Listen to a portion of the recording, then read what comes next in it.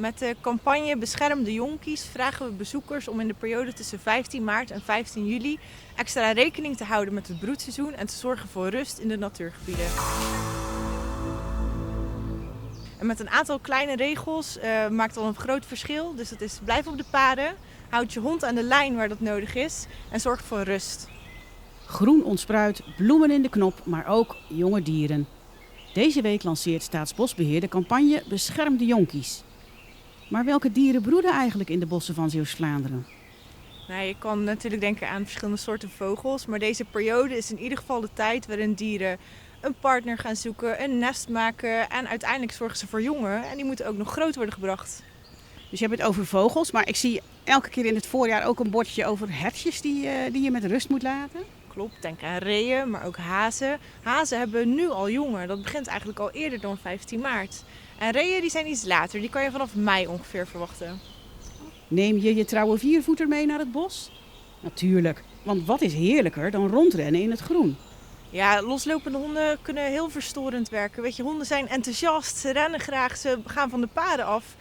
Maar het zijn roofdieren en die geur laten ze ook achter. Dieren kunnen daar heel erg van schrikken. Ja, en als een hond een dier aantreft wat wegrent en ze gaan er achteraan. Ja, die hond doet wat een hond doet. Maar we kunnen dat gelukkig voorkomen. En dat is gewoon: hou je hond aan de lijn waar dat moet. Stel nou, ik loop hier door het bos en ik zie een dier in nood. Wat kan ik dan eigenlijk doen? Ja, in principe moet de natuur daarin voor zichzelf zorgen. Maar een veel voorkomend misverstand is toch wel dat mensen jonge dieren tegenkomen, bijvoorbeeld in het gras. Dat kan dan een jonge ree zijn of een jonge haas. Laat die vooral met rust. Ga weg, laat hem achter, raak hem niet aan. Die zijn niet achtergelaten, die liggen verstopt en die moeder komt wel terug. Maar als je ze gaat aanraken, dan komt de moeder misschien niet meer terug of worden ze verstoten. Dus blijf er vanaf. Ja, want dan zit je geur eraan waarschijnlijk aan het dier. Ja. Ja, inderdaad. Het bos in Zeeuws-Vlaanderen is nog lang niet uitgegroeid. Op verschillende plekken in Zeeuws-Vlaanderen planten we ook nieuw bos aan. Hier staan we bij een nieuw bos wat we ongeveer 5 jaar geleden hebben aangeplant. En je ziet dat ook zo'n jong bos heeft ook al een belangrijke functie voor verschillende diersoorten.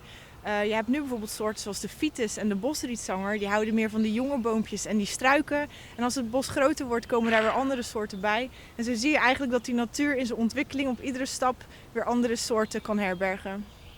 En het ziet er nu nog niet zo spectaculair uit voor de wandelaar. Hoe lang duurt het nou voordat het echt een bos te noemen is? Ja, dat vragen mensen vaak natuurlijk. Maar een volwassen bos, dan moet je echt wel denken eigenlijk aan 50 jaar. Waarom ben jij boswachter geworden? Mijn vader is ook altijd boswachter geweest. En die heeft mij natuurlijk ontzettend geïnspireerd. Ik hou van de natuur en ik hou van ons Zeeuwse landschap. En het maakt me heel blij dat ik me hiervoor kan inzetten. Je begint er ook bij te stralen. Ja, en het zonnetje helpt ook mee.